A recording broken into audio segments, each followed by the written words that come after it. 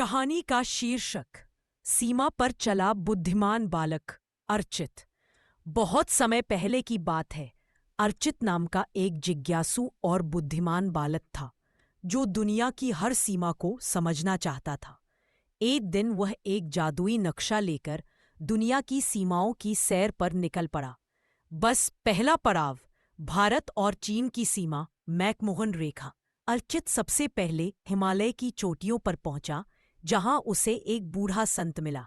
संत ने कहा, बेटा, भारत और चीन की सीमा को मैकमोहन रेखा कहते हैं।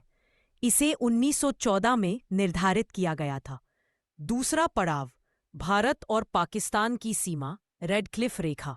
आगे बढ़ते हुए अर्चित पंजाब के खेतों में पहुंचा, जहां दो भाई लड़ रहे थे। एक भाई ने कहा, हमारे बीच रेडक्लिफ रेखा है, यही भारत और पाकिस्तान को अलग करती है। 1947 में खींची गई थी। तीसरा पड़ाव जर्मनी और पोलैंड की सीमा, हिडनबर्ग रेखा। अब वह यूरोप पहुंचा। वहां उसे दो सैनिक मिले जो बोले, हमारे बीच है हिडनबर्ग रेखा, जो जर्मनी और पोलैंड को अलग करती है।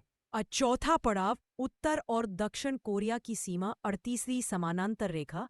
अब अर्चित कोरियन प्रायद्वीप पहुंचा, जहां दो भाई बिना बात के आमने सामने खड़े थे। हम दोनों को 38वीं समानांतर रेखा ने अलग किया है।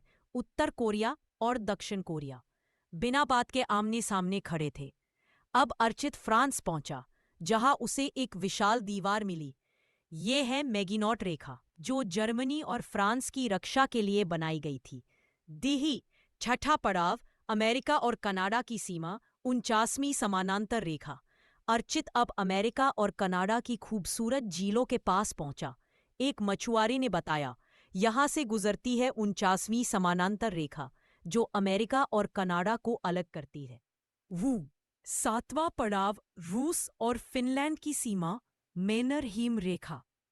अब वह बर्फ से ढके रूस और फिनलैंड की सीमा पर पहुंचा, जहां एक सिपाही बोला, हमारे बीच है मैनरहीम रेखा, जो शीत युद्ध के समय महत्वपूर्ण थी।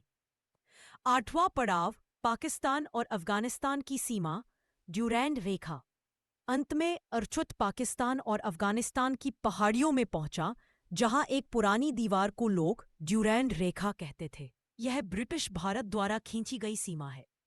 अंत में अर्चित ने देखा कि हर रेखा ने न सिर्फ देश को बांटा है, बल्कि कहानियां, दर्द और इतिहास भी साथ लेकर आई है।